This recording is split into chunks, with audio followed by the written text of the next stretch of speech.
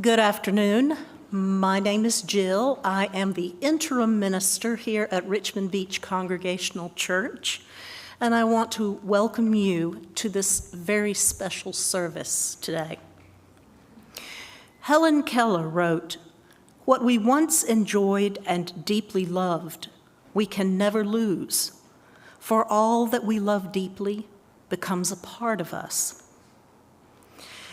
We are gathered here today to celebrate the life and legacy of Gary Epps, whose loving influence in our lives will bind us together for all time. We gather here to share stories and memories, to laugh and to cry, and to find hope and healing. This celebration today was lovingly crafted by Gary's family, and all celebrations of life should be crafted by the family. You will hear many of them speak today. And from me and from our congregation, I want to say welcome and thank you for being here with the family and for them this day.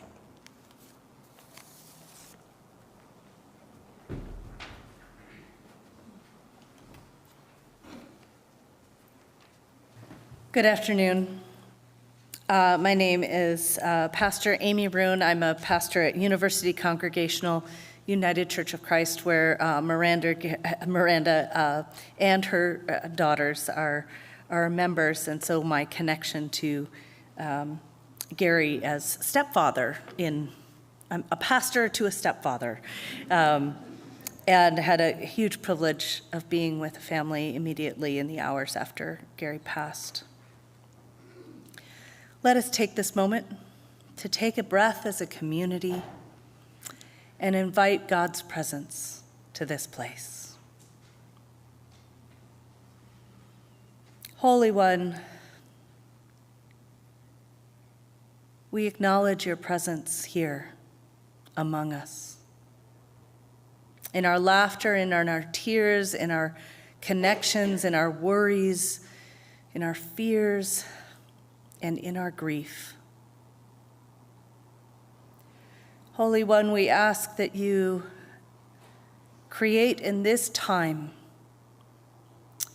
a holy fabric knit of the stories, of the memories, of the ways we long to be connected to you and connected to one another. Holy One, we know that you have been present since the beginning of time and will exist long beyond any life here in this room will live. And so you stand in this presence, in this time that we share, as an immortal presence that connects us to all that was, all that will be, and all that we can be in this next hour. We thank you for gracing us and for giving us courage and strength and laughter. Amen.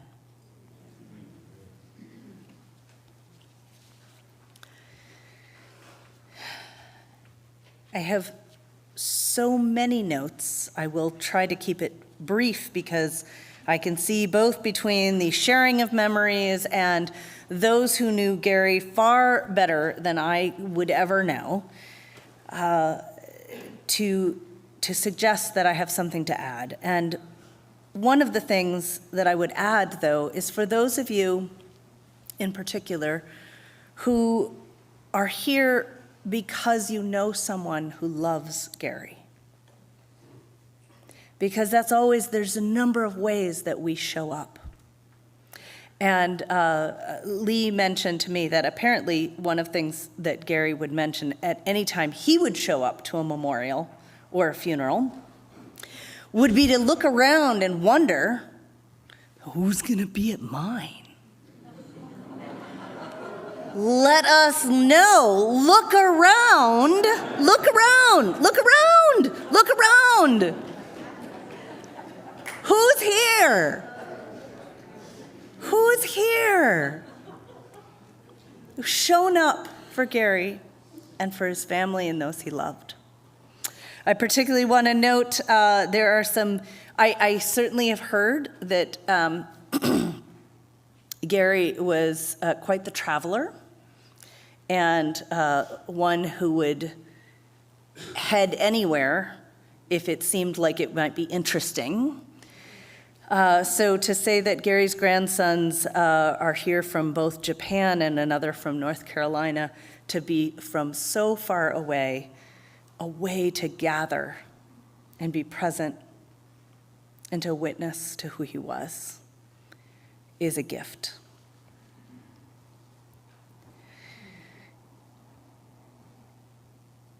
There's this quote, and I'm going to get it wrong. I didn't write it down ahead of time, by Marianne Williamson, about letting your light shine so that others might know that it's okay, that you might feel emboldened and courageous to let your light shine. From everything that I have heard from Gary's family, is that Gary is someone who encouraged you to laugh, encouraged you to try something. In the same, as a singer myself, the same neural pathways that are required to make you think that in this random place where no one is suggesting we break out into song, that maybe I'll do it. That's the same neural pathway that tells you to stand up for a friend, that gives you courage to try something new. You are here today because Gary impacted your life or someone you love.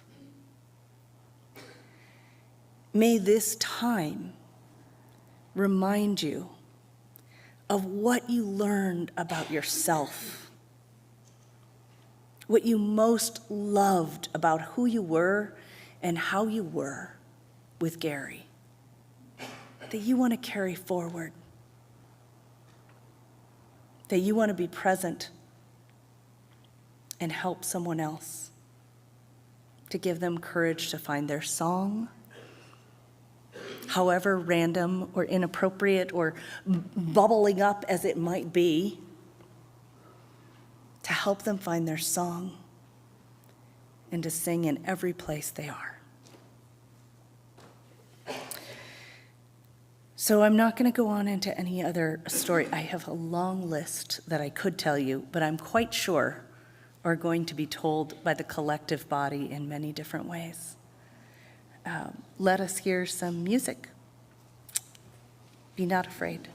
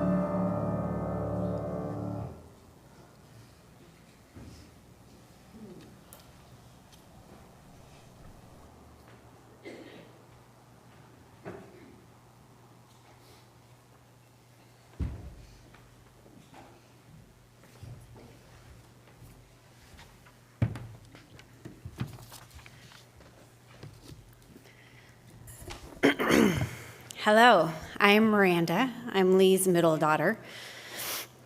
For Mother's and Father's Day, a number of years back, I checked in with all my parents, I have 4, to see if I could give them this service called Storyworth. You see, in giving this service, it's really a gift to me, because what it does is it emails a question once a week to the recipients, and then they answer it. And then at the end of the year, a book is compiled. And so while my mom, Dad, and Karen were all game, perhaps a little reluctantly, Gary declined initially. So the year of their stories went by, and all 3 of them completed it. We got the books, but I felt sad to not have a book for Gary. So I approached him again. And I said, Gary, I would really love to read your book. And I'll tell you what, for your book, you'll get most of the questions, but I'll also reach out and have people contribute their Gary stories, take some pressure off. And so in the fall of 2019, my mom would work as a team with Gary. Gary would tell my mom the stories, and she would work their magic to type it up. And as you might be connecting now, fall of 2019 turned into 2020, and that's how they spent most of the first year of COVID together, is weaving these stories together. And so why am I telling you all of this? Well, what you're going to hear from myself now and from my sisters, Jennifer and Shelby, are excerpts from our Storyworth Gary stories. So here's mine. Gary Lee Epps came into my life, and if I'm really honest, I wasn't too sure about him at the time. It was undeniable that he and my mom were head over heels in love, but having to share my mom as a preteen, after already elbowing my sisters to share with her, it wasn't always easy for me. But the thing about Gary is that everybody loves him, and he's pretty hard not to love. So over time, I softened, and we started to build our relationship.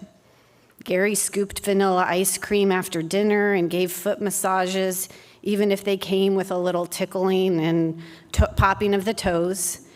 Gary stepped in countless times to drive me and my friends before I could drive. Gary would often say yes to help, where my mom might not be as quick to do so.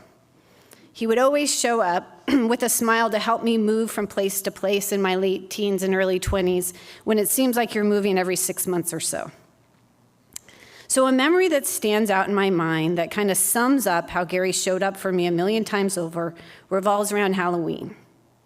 I must have been 7th or 8th grade, an age when it's no longer a given that you're going to trick or treat, and an age where the stakes start to change in terms of finding just the right costume. I had an idea that I wanted to be a can of Coke. I can't really recall why I felt so certain that that was the costume for me. But as I look back over photos from years of dressing up as a child, there was a precedent of M&Ms, Colgate toothpaste, tough enough to overstuff garbage bags, lifesavers, so I think I must have just turned to our cupboards for inspiration. I recall my mom not having the capacity to help me with the costume at the time, a position I can relate to intimately now. But Gary, being who he was, dug into this project with me. We worked on it for close to a week in the evenings. We ended up using some old linoleum, flooring that he naturally had been saving for just the right occasion. Gary helped me to cut the linoleum just the right size so it would wrap around me. And then we covered it in red and white contact paper. He helped me to fashion straps so it would hold the costume without digging into my shoulders. And in the end, we created the perfect depiction of a can of Coke. It was perfect to look at, but when the time came to take to the streets and actually trick or treat with it, well, there were some problems. You see, the costume weighed quite a bit with that old linoleum, and I was pretty scrawny. So it was challenging to walk in, and at that age, you're running from door to door, and so because it went just to my knees, I couldn't run and keep up from going from house to house. So while I looked cool, I ended up having to abandon the costume with the dad who was taking it up taking us out because I was having too many problems. And I recall feeling bad, having to give up on the costume halfway through the night and being somewhat sheepish about admitting that to Gary when I got home. But Gary didn't care, because for him it was more about supporting me than the actual costume in the end. And it's funny to me when I think, when I was writing my story, Worth, that was the memory that was standing out. But when I think about who Gary was in my life, he was about showing up 1,000,000 times over for the little things, because he got that it was all those little things that mattered most. I love you, Gary Lee. Thanks for being one of the people I counted on as having shown up for me consistently all my life. It didn't go unnoticed.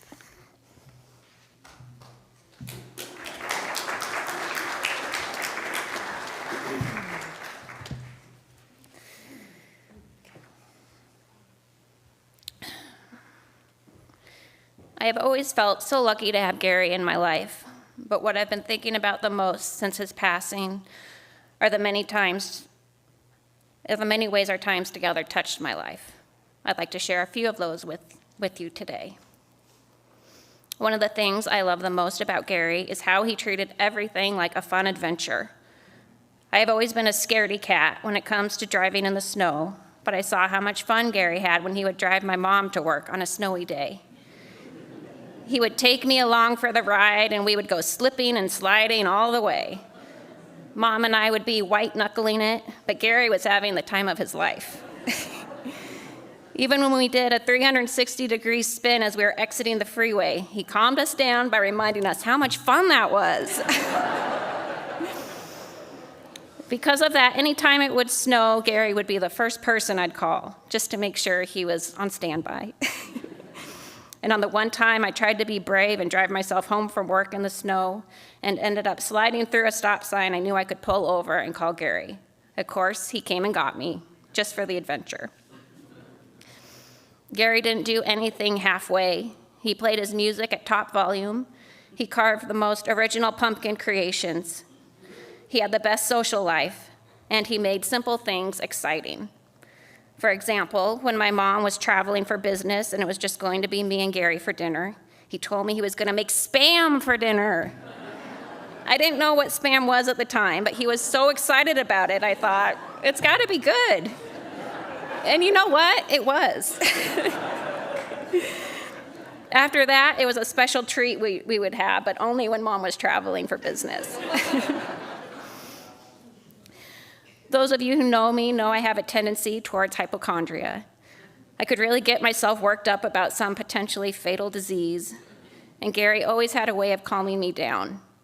I think that was because he was a bit of a hypochondriac too. He seemed to know what I was talking about and could reassure me that I had nothing to worry about because he had had the exact same thing and discovered it was really nothing serious. He saved my life many times. One of my favorite Dr. Gary stories is when I was about 8 years old and got stung by a bee in the backyard. I managed to hold myself together until I got to the stairs on the deck where my mom and Gary were, and then I immediately burst into loud, noisy tears. Gary jumped into action and told me to get him some baking soda and a beer. I rushed off to get what the doctor had ordered, only to discover the baking soda was for my bee sting. And when I asked what the beer was for, he said, "Oh, the beer's for me."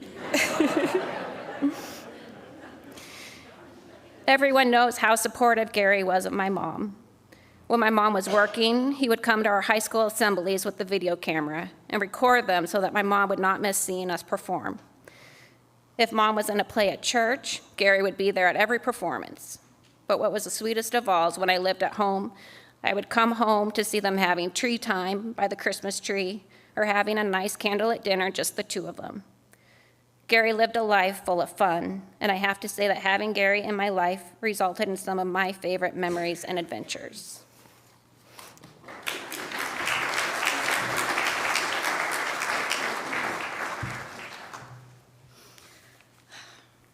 Get the readers.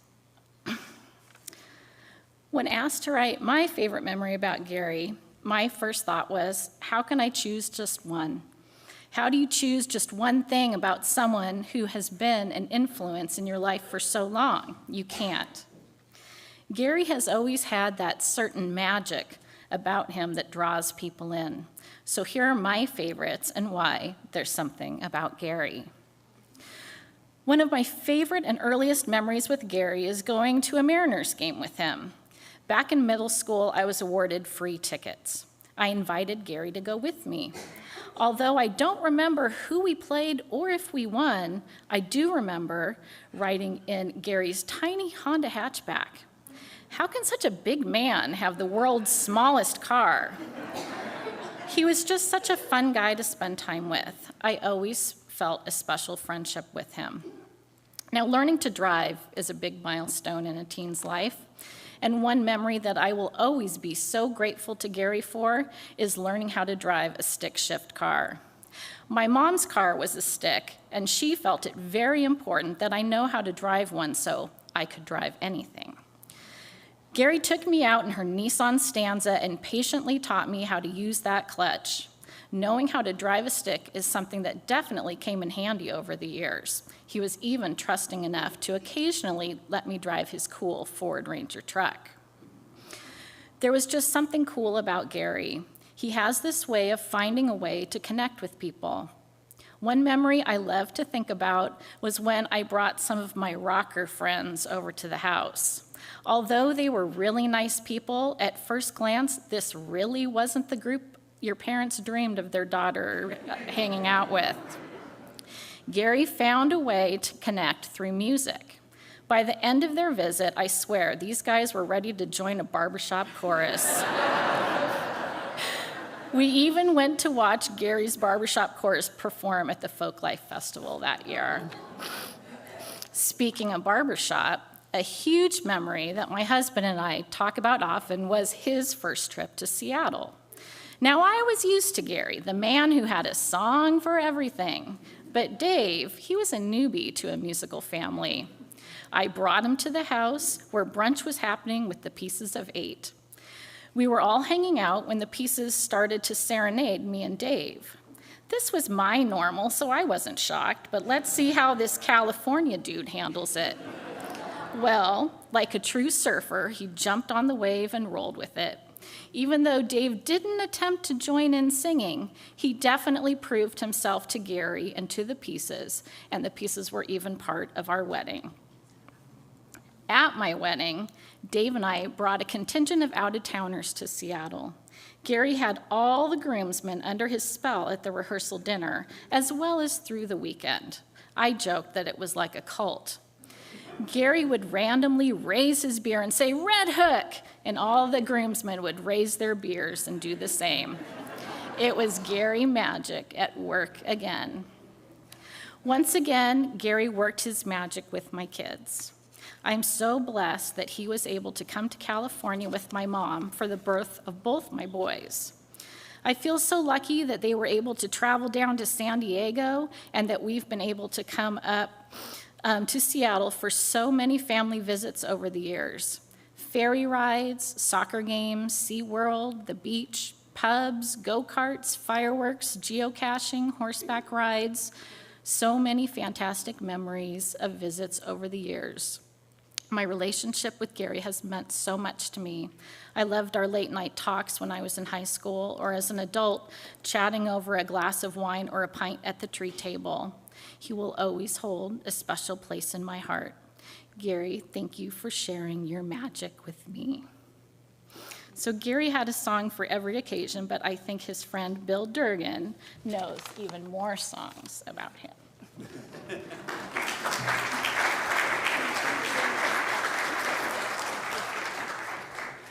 Go ahead.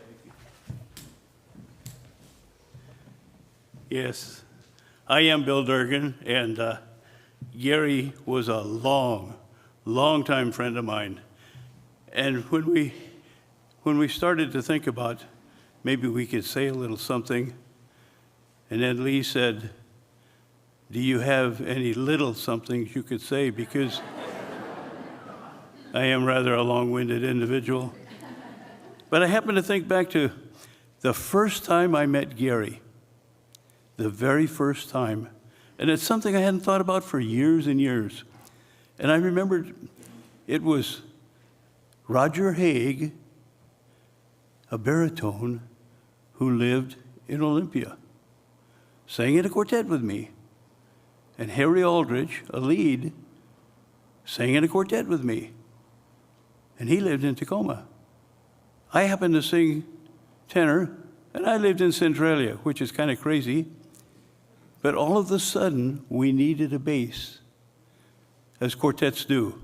For various reasons, suddenly somebody's out of the quartet. Yeah, the barbershoppers know how that goes. Anyway, we head for Seattle. We get a call from Harry. He says, we're going up. I got a line on a bass. Okay. I jump in the car. I drive to Olympia, pick up Roger. We drive to Tacoma. Harry takes over with his Lincoln Continental. We're on the road. Now, when you're on the road in Harry's Lincoln Continental, that means one thing, nap time. When I woke up, we were pulling into an apartment parking lot. It was like a 3 or 4 story apartment, brick. It was dark. It was about 7:30, 8 o'clock in the evening, sort of wintry. We get out, we go in. Harry's leading the way. He finds the door. We knock. Now we're on the first floor, so no elevator, no nothing. Here we are. What are we going to find? Nobody knows this Gary Epps. All he is a name. This guy opens the door. Come on in. Okay. He leads us into a dark room, barely lit. Closes the door. Come on, follow me. Takes us to another room, barely lit. We go through that room into a well-lit office, bright as can be, big heater plugged into the wall. He says, this is where I spend all my time. This is where I do all my work. He says, I don't keep the rest of the house lit or, warm. He said, it's just there. He said, this is where I live. Okay, no big thing. We got a crazy bass. So we talked for just a minute, and then we sang a couple tags. Then we sang a couple old chestnuts, and we decided maybe this is going to work. The people in that quartet, the 3 that I named, were somewhat strong singers. What we needed was King Kong singing a low B flat while he pounded on his chest. And we had found him. So we said right away, we set down some lines. Okay, are you available? Will you drive to Tacoma if we drive to Seattle sometime? Yeah. And then he laid it on us. Well, he said, I got one problem. He said, I've just started dating this wonderful lady. He said, we haven't been dating for very long, but he said, I am so in love. He said, it may not work because I don't know that she's in love with me the way I'm in love with her. But she's got these cute daughters. And he said, I'm not going to quit. I'm not going to give up. I'm going to keep at it. Okay, if it doesn't interfere with your quartetting, you can pursue this. Gary found a way to make it work. Right, Lee? Right. How am I doing, babe? Am I doing okay? Show them the clock. Look at this clock. Turn it around so they can see it. Hold it up high. Lee put me on the clock, so you guys don't have to worry about staying here all the rest of the day. Another time, Gary was the one that proved which direction the Pieces of 8 was going to go. What are you going to be? What is the destiny of your quartet? We weren't very old, and we entered a contest. Forest Grove, Oregon. Whoopie-doo. We finished 8th. Whoopie-doo.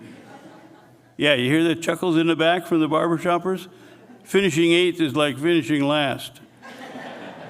If you don't win the contest, they call you 8th. Everybody finishes 8th. We didn't win. We were 8th. And Gary laid down the law. He said, all right, he said, I'm not going to sing in any more contests. I don't like contests. I don't like judges. He loved to do shows.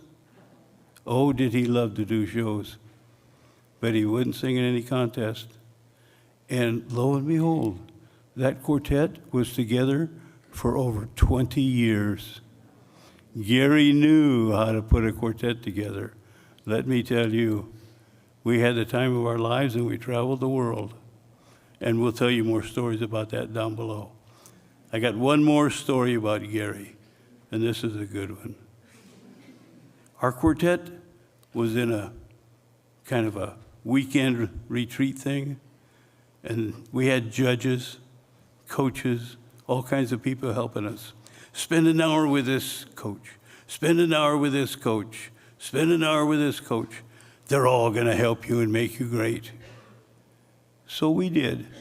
And we ended up just before lunch on Saturday afternoon, I remember, with a coach that wasn't really a person I cared for. I'd never been coached by him before, but I knew him as an individual.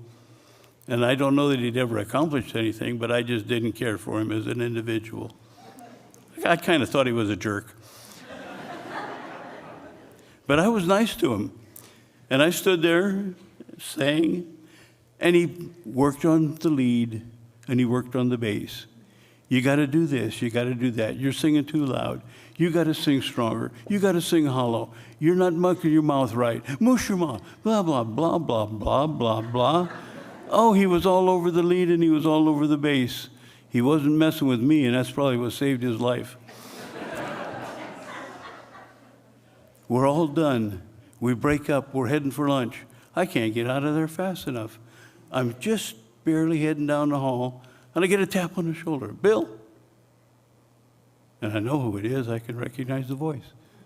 So I just kind of stop. I didn't even turn. Bill, you got to work with Harry. Oh, now you got my attention. So I looked at him and said, what? He said, you got to work with Harry. You got to help him.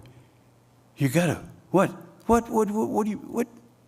He said, Bill, you have got to work with Harry.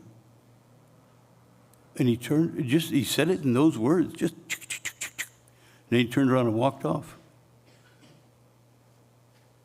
And then he turned around and he says, taking a couple of steps, he says, Bill. And I'm still standing there with my mouth hanging open. He says, Harry doesn't know how good he is. And I thought, wow, this guy's smarter than I thought he was. And those are words that I've remembered as we sang, as we did shows, as we did crazy things. And Harry did one crazy thing with a quartet. Twice he did it. The man had guts. And I thought, he doesn't know how good he is. Wow, the man was right. So that's the memory I'll always have in my mind. Harry, Roger, myself, and Gary. And Gary was the best of the bunch. And we were fortunate that we managed to drive to Seattle that night. And there's more stories downstairs. If you want to hang around, we're going to have an afterglow. But listen, Gary also did something else. Gary and Lee took in a young man who was going to school up north and living down south. And so they kind of put him in the basement like a troll.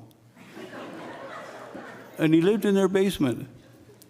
And he went to school and he got this music education. And he loved it so much that he stayed. He loved Lee and Gary's home.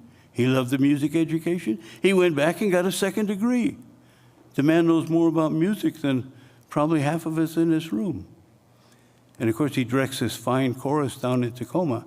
But today, he has agreed to direct a fine chorus up here. And if we can get some of Gary's friends to come up and maybe sing him a little song as we go on our way. Chorus, would you like to come up? And would you like to have Sam Booth as your director? Sam Booth.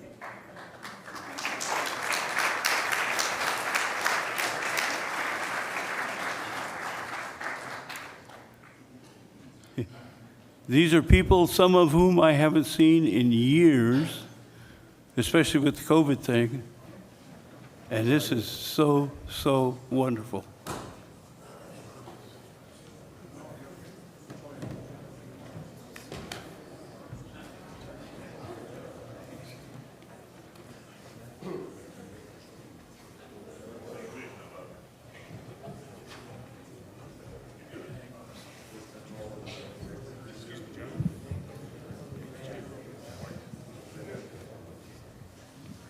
Excuse me.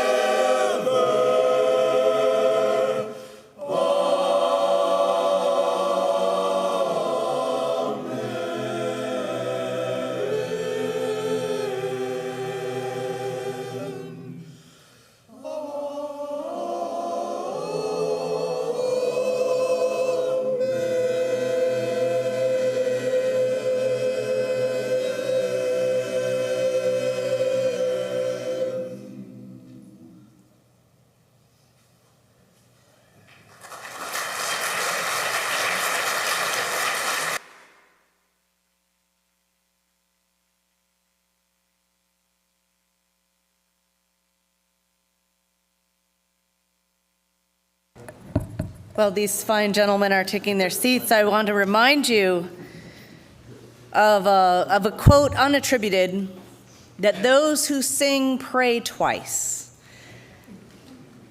for all the ways that Gary was a part of this church and a man of faith, in the ways that he prayed twice.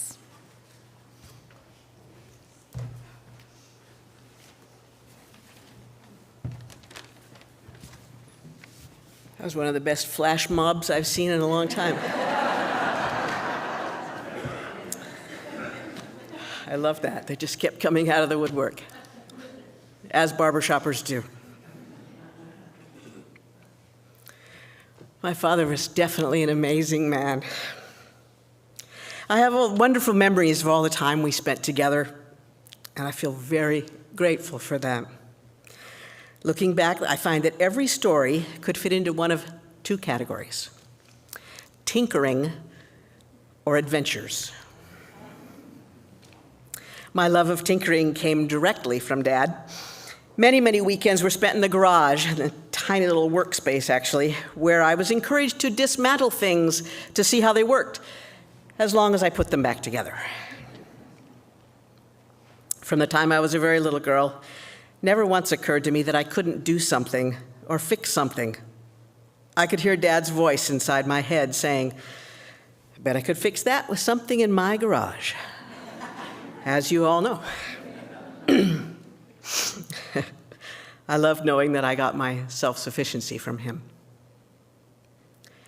He gave me the gift of curiosity, the will to take chances, and the thrill of every adventure, or as we like to call them, expeditions. While many other parents would find the logistics of hauling kids to the city park daunting, Dad started our lives on a course for adventure. Tim and I were quite young when our family of 4 packed our belongings into steamer trunks and left our home in North Seattle to embark on a 2-year adventure in Australia. I was actually 3 years old at the time. Dad had written a lot of letters to people there that he'd made connections with, and the plan was all his. My only real memories that were not given to me by family stories and photographs since I was so young are of the little things that only a child would see. Watching the rabbits and the wallaby run across our headlights as we were driving on the road that went from Melbourne up to Alice Springs through the middle of the outback. It wasn't paved at the time. And all of the road trains, the trucks with multiple trailers, went on that road. Watching Dad wade into the very red clay pond that the road trains made, and our VW bus didn't. That'll be in the slideshow, too. And the wild platypus we watched swimming around in the pond near where we'd pitched our World War I Army surplus tent, which was handed down from my mom's grandparents, and I still own because I'm an Epps.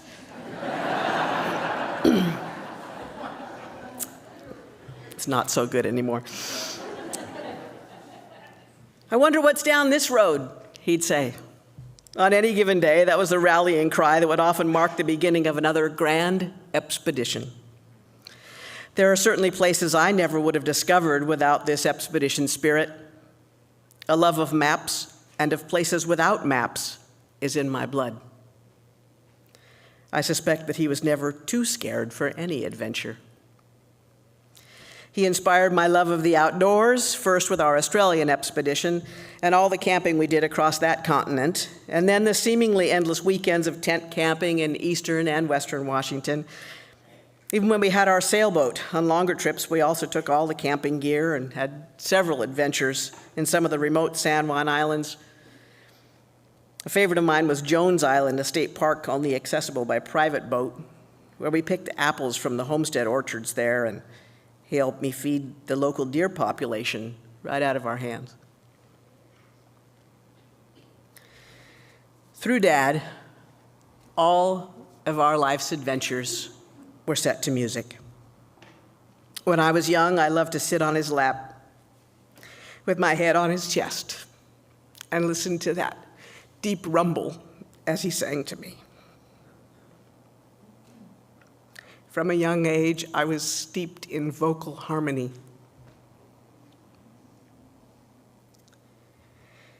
We camped with Dad's barbershop friends, and they'd break into song at the drop of a hat around the campfire.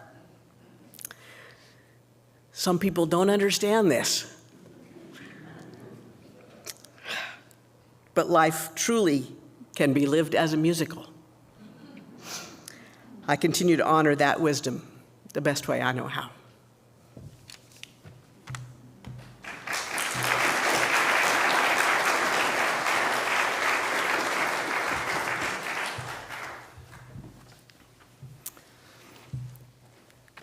Some of my fondest memories of my father are soccer, trains, and sense of adventure, as has been mentioned. I don't remember a childhood Christmas without trains around the tree. This is a tradition that started with my dad, and I have continued with my sons and grandsons. They've all picked up on the love of trains. Every year I would send a video or do a video call with Dad and show him the newest Christmas train that I had set up. He would always laugh because not only was it around the Christmas tree, like we always did at home, but now at my house it covers the entire living room. Thanks to a loving wife that allows that and actually helps support it. So that's one memory and tradition that is being continued. Another favorite is the sense of adventure, often taken road trips like Jennifer mentioned, just for a family drive or where does that road go? And one thing that helped perpetuate that sense of adventure was geocaching, which he started back when geocaching was brand new and got me into it several years later. And I now have almost 3 times as many geocaches as he does. And that's fun adventures. His sense of adventure took us to Australia, which Jennifer talked about. We camped all along in our travels between the cities where we lived. I believe it was 5 different cities in the 2 years. And camping and traveling everywhere, all over Australia. Some spots were pleasant, others not quite so. Dad really loved the game of soccer. And we first got exposed to that in Australia when I was about 8 years old, I believe, on our last year. And he fell in love with soccer, and so did I. When we returned to Washington, Dad helped form Hillwood Soccer Club back in 1970. Soccer was not nearly as popular then as it is today. But he put a team together, and we sure had fun. Our team traveled to Germany playing soccer, and we created many memories with soccer. And through soccer, we continued many memories watching the true game of football. My dad and I were both very excited when the Sounders became an MLS team. Not having Dad to talk soccer with is going to take a little bit of time getting used to. He was very proud of his grandsons, Stephen, Eric, and Alan, and 10 great-grandchildren. I would call Dad frequently and share family updates on what was going on in their lives, and he would listen quietly and tell me how proud he was of all of them. I miss him terribly, but I'm so thankful for all the memories and activities and traditions that I'm going to be able to pass on to my sons and grandsons and granddaughters.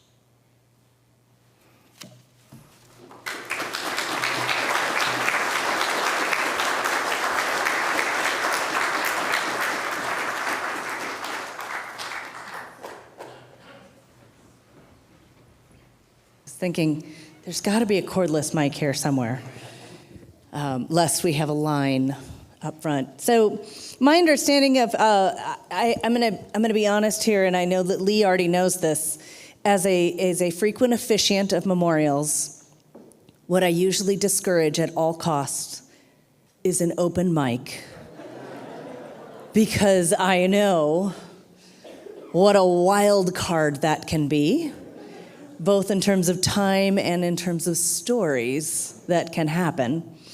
And so what we're doing is we're limiting this time. But my understanding, I want to name, part of this is my sense of Gary is that he would want to know what you've shown up to say, and that he's probably someone who would want the mic.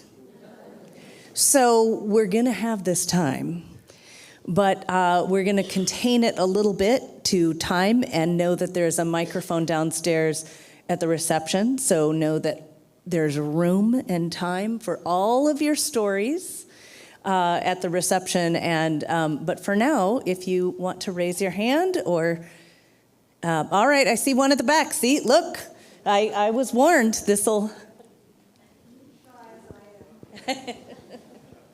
Hi, I'm Juanita Harwood, and we're responsible for Gary being in Sweet Adelines. I first met him dirt biking with my husband and his brother and Jim Buchanan. And so they called themselves the Buck Meadows Four. And I remember all the neighbors at the campgrounds would come and see what in the world was happening.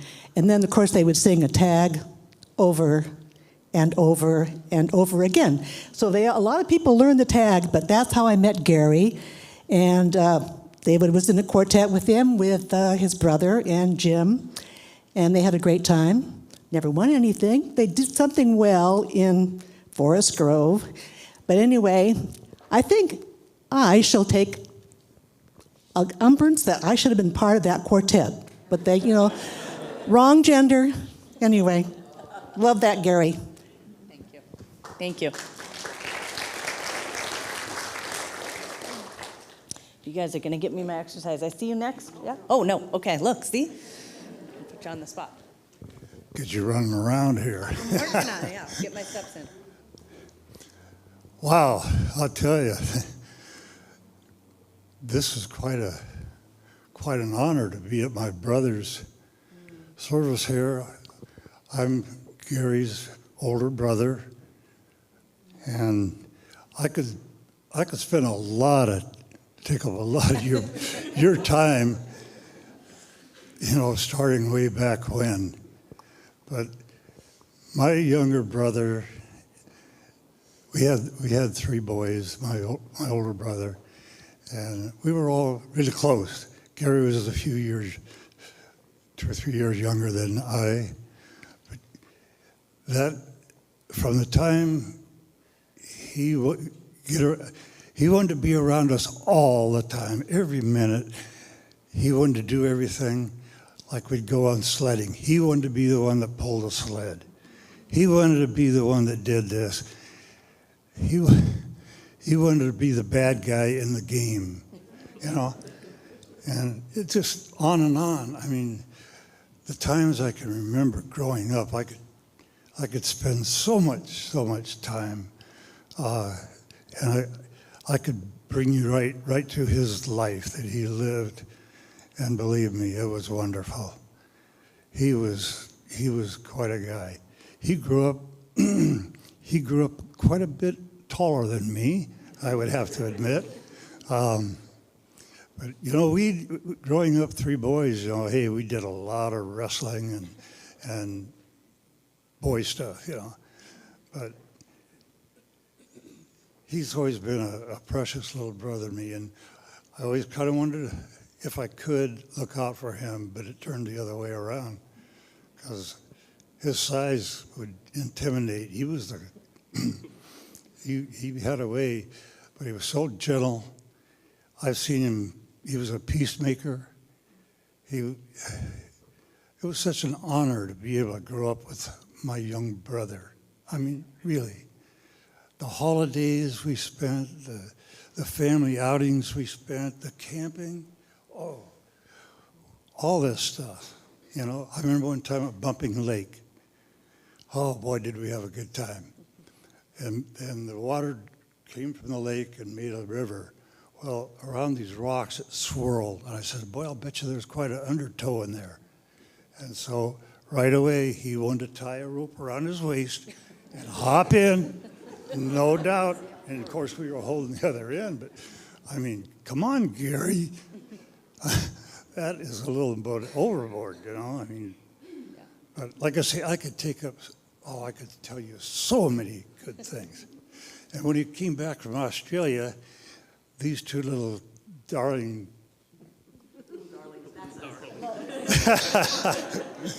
they came back with an Australian accent you would not believe. I mean, gee, that was just outstanding. But I'm sure you all know Gary and knew Gary, and you loved him. You couldn't help but. We all did. We all did, and we had a fabulous life. Like I say, I could go on and on and on, but I'm gonna give this back. But I know he loves you all.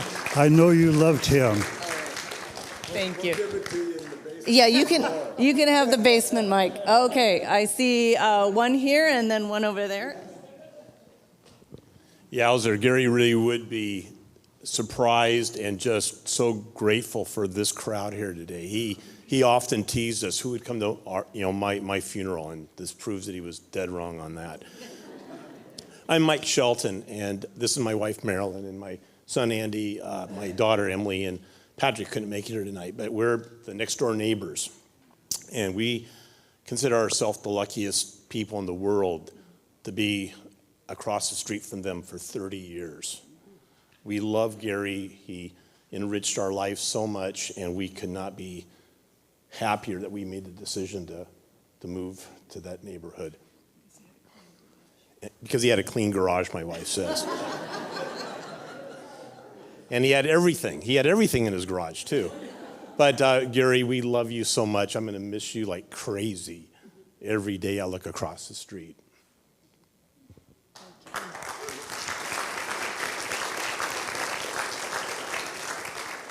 Sneak by here. Okay. Here you go. I'm Kathy Hamilton. I've known Gary for over 50 years and have so many memories of all the kids and all the family events. The first time I really got to know Gary, my brother, when I came to this church, I was single, and my brother and I formed a sort of a vocal folk group with Bob Rogers. And then my brother had the audacity, right after Tom and I got married, to move to Alaska. So we were a duet, not a trio, and we started looking for a third person. We didn't need a bass, but we got a bass because we had a bass. Bob was a bass. But Gary came with a bass viol. And he played that, and we sang together. And the thing that always amazed me is that Gary had incredible stage fright every time before we went on to perform. And we were just performing for all of our church friends. And Bill, I think you said it, when you said it, Gary didn't know how good he was.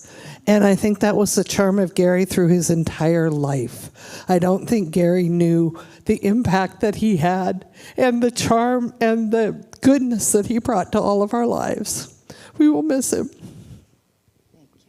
Thank you.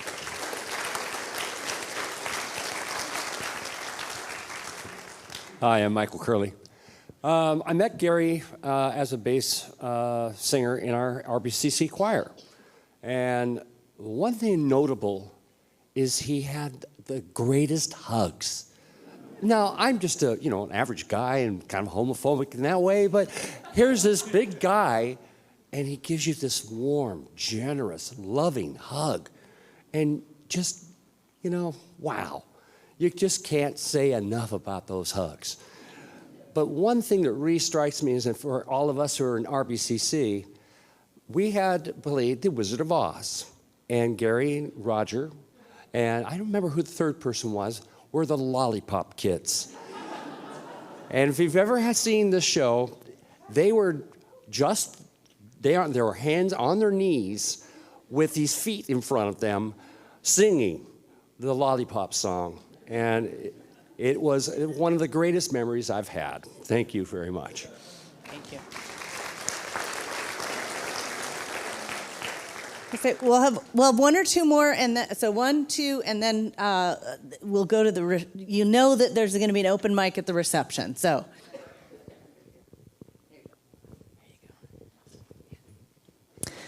Hi, I'm Angela. Gosh, I think I met Gary when I was like 9. I don't even know anymore. Coming to this church and doing shows. And Mike, you stole what I was first going to say is all I'm going to remember are the hugs. It wasn't so much a hug with Gary. It was like a dance. I mean, he was his whole self and whole body. And I just, coming for every church service, Mom and I would, have to go up to the front. We got to get our Gary hug.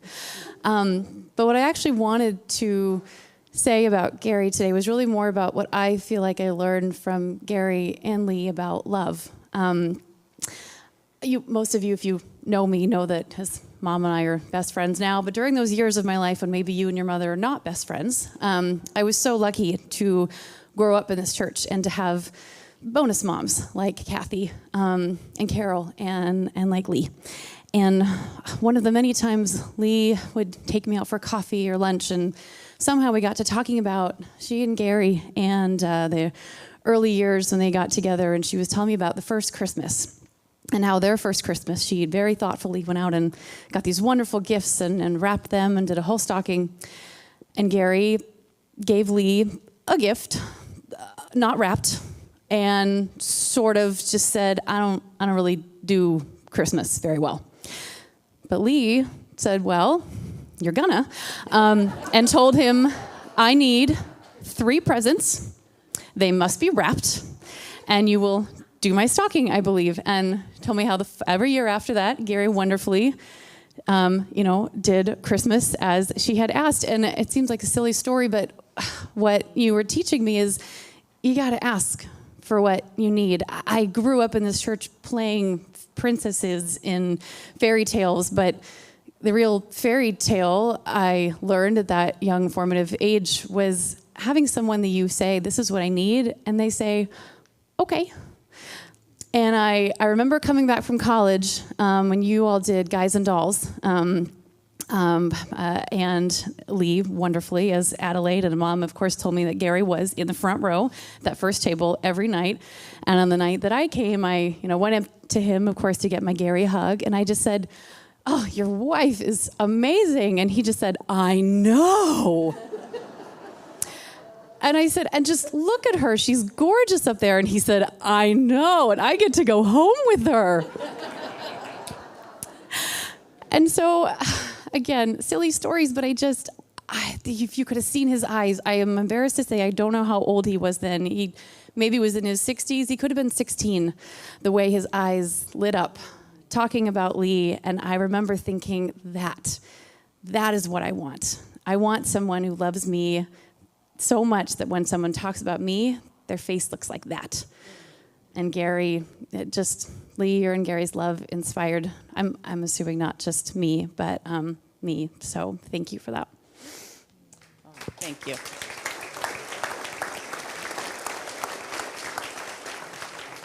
Okay, there was one more around here. Somebody had raised. Oh, there you are. Okay, and the rest we'll have at the reception. So, I am the answer. I'm the answer to your prayers for a short comment. Okay. Gary invited me to a couple of Rotary meetings. I wasn't able to join because my work was way too busy then, but I was glad to go. But now I can say that I know somebody who helped buy a fire engine and send it to South America. How many people can say that? Thank you. Thank you. Very generous. So in a few moments, we'll have the slideshow, and I want to name that the 2 original songs performed by Notable Exceptions, which is a group that includes Gary's daughter, Jennifer Epps, and his daughter-in-law, Judy Coder, right? Okay, so. But one of the things that often I'm called to do at some point in the service is called a prayer of release or a commendation. And very often, especially in this moment, given what I have learned of Gary, we're going to do that as a song, okay? So I'm just going to start singing, and you can join in.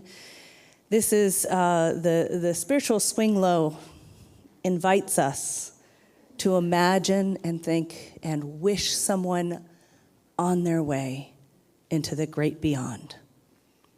So we take this moment to gather as a community in song and release Gary to the world. Swing low, sweet chariot, coming for to carry me home.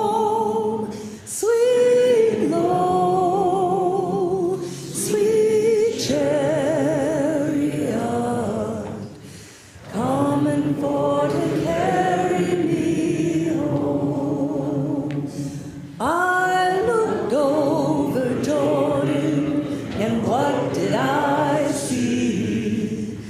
Coming for to carry me home. Oh, band of angels coming after me, coming for to carry me home. Swing low, sweet chariot, coming for to carry me home. Swing low, sweet chariot, coming for to carry me home. If you get there before I do, come on, coming for to carry me home.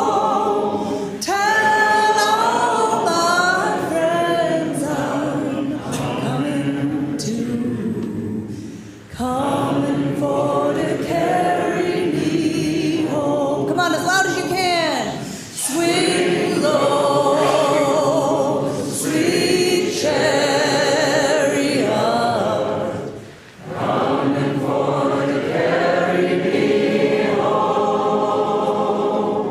Swing low, sweet chariot, coming for to carry me home. Amen.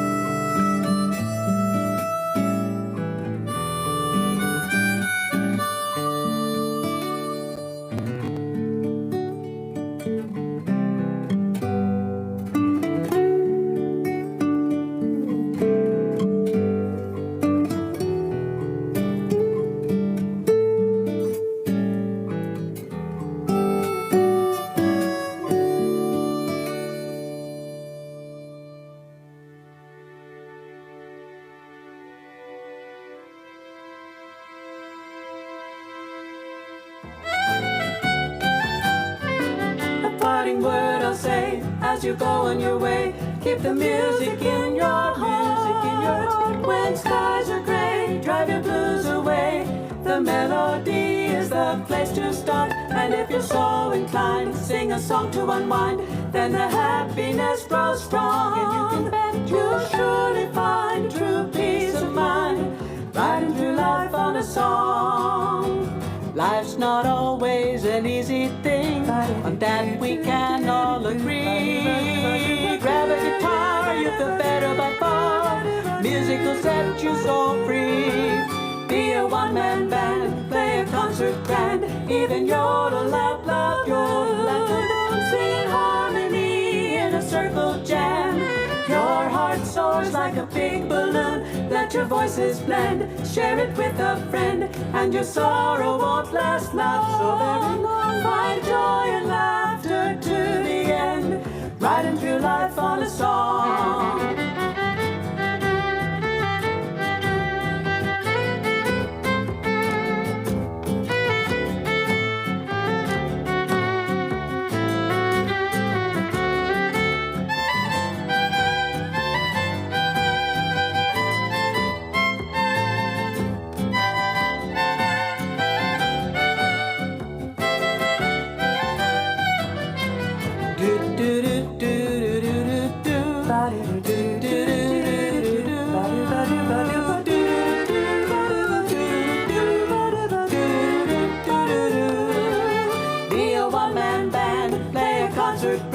Even yodel out loud, yodel out loud. Sing in harmony in a circle jam.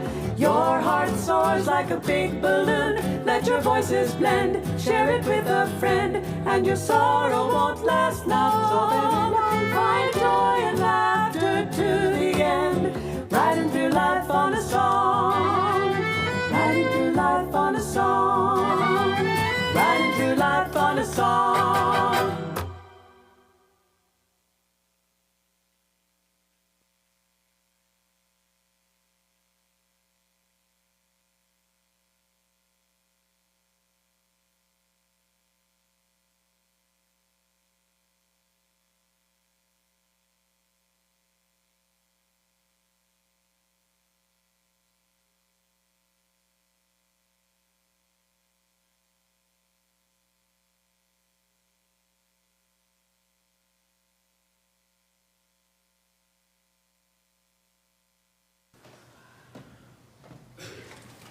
Hi, everyone. I'm Jim Chavera. I'm a member of the Pieces of Eight. The first time I met Gary Epps was almost 38 years ago when I walked into a rehearsal of the Northwest Sound Chorus when it was brand new. And I couldn't tell you exactly what day that was. It was sometime in the summer of 1985. And I'll guarantee you that that was the day I got my first hug.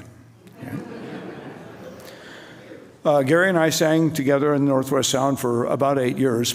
And at the international contest in Calgary in 1993, where the chorus was competing, Gary and I and Jim Buchanan and Bill Durgan were in a hotel room. I think it was the night before the contest, and we were drinking wine and singing tags. And most of our wives were there. And the wives in the course of the evening liked what they were hearing so well in terms of what we were doing, and I'm sure the wine had a lot to do with it. They decided that we should form a quartet, which none of us guys would ever have thought of because 3 of us were quartet tenors and we were all in other quartets, and that was going to require rearranging some deck chairs. But we came back to Seattle. We had to explain to Lee this great idea that we had because she was the wife that wasn't there. But what came out of that was a group called the Pieces of Eight. The 8 referred to the 8 of us because it really was the wives that got us together and provided an awful lot of the momentum for what we had. And like Bill said, the Pieces of Eight sang for over 20 years. And overlapping that was a quartet here at the church called No Better Time. That was Gary and I and Lise at alto and our friend Mary Ann Heller at soprano. And so between those 2 quartets, Gary and I sang continuously for 30 years together. You get to know a lot about a guy when you sing with him for 30 years like that. and he was quite something. But anyway, the reason I'm up here is to put this hospital quartet thing that you see on the program in context. A kind of singing that the Pieces of Eight did a lot of, and also No Better Time to some extent, was what we would call here in the church outreach singing. Somebody in the family, or somebody in the quartet, or some friends of the quartet, or family of friends, or friends of family, whatever it happened to be, was in the hospital or in a rehab center or something like that, and off we'd go, you know. It was just something we had to do. And we did dozens and dozens and dozens of sing-outs like that over the years, where we went out, you know, to try and make somebody feel better. Now, when Gary went into the hospital back in February, I guess it was, and I told the guys in my quartet about it, Vocal Vintage, they immediately piped right up without any prompting from me, and said, "We got to go sing for him." Well, what with one thing and another, with complications at the hospital, with guys in my quartet being out of town, all that kind of thing, we weren't able to make it happen. And of course, for a long time, we thought we had plenty of time anyway, you know. It was one of those kinds of things. Well, finally, you know, as things got more and more complicated toward the end, we still hadn't made it yet. And I got, I think, a text from Lee, and she said, you know, you need to get in there. And so I reached out immediately to the quartet. Well, our baritone, Aaron Kahn, who is here today in that wonderful chorus that was up here, he was in Canada, so he couldn't do it. So I thought, oh my God, I need a baritone. Well, I thought immediately of a baritone who was a co-founder of the Northwest Sound with Gary, and who was a guy that I've been singing with in chorus for a long time now, and who was totally solicitous with me every time I'd see him about how's Gary and da-da-da-da-da and all that kind of thing. And I reached out to him, and he came flying up with his wife from deepest, darkest Issaquah and made it to the hospital in time. And the four of us walked into the hospital room, jammed with people. Gary's still alive. He's not communicating anymore at the point we got there, but he's still there. And the doctors had told everybody that he could still hear what was going on. And so we walked into the room, and we blew a pitch, and we sang the song that you're about to hear. And I guarantee you that when we started to sing, it was like a galvanic reaction. You know, Gary did some of this. So he heard it, and we put a little something in his ear to take him to the heavenly choir. Anyway, I'd like to bring up the hospital quartet, the guys that were here that day. Chuck Landback, who came flying up from Issaquah, Dan Meyer from the Vocal Vintage Quartet, and Dick Godey from the Vocal Vintage Quartet. And we'll sing you the song.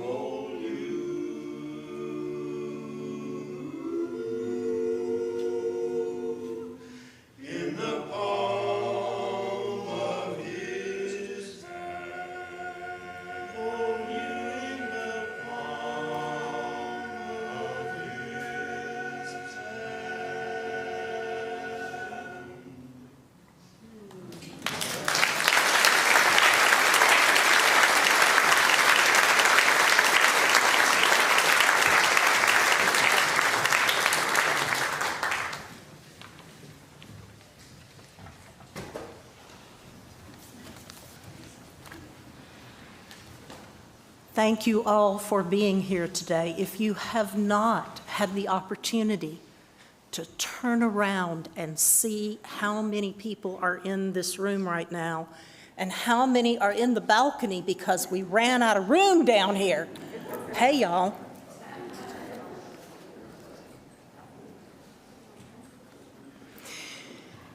There is a reception which you are invited to join in on the lower level of this building. If you go out the door you came in, just to your left, there is an elevator that will take you down there. Try not to hit any buttons unnecessarily, because anyway, that's a different story. But the stairs to go downstairs are to your right. Can't miss them. And much care and attention has been put together for the reception, just as for the service. Many members of our congregation contributed to the feast downstairs. Now, it is time for us to conclude this service. May the spirit of life and love that brought us together in caring community give us strength to speak through our lives as Gary spoke through his, so that in each day yet to come we may find more compassion, more understanding, and more of the loving kindness that fills our world with joy and laughter and song. Amen.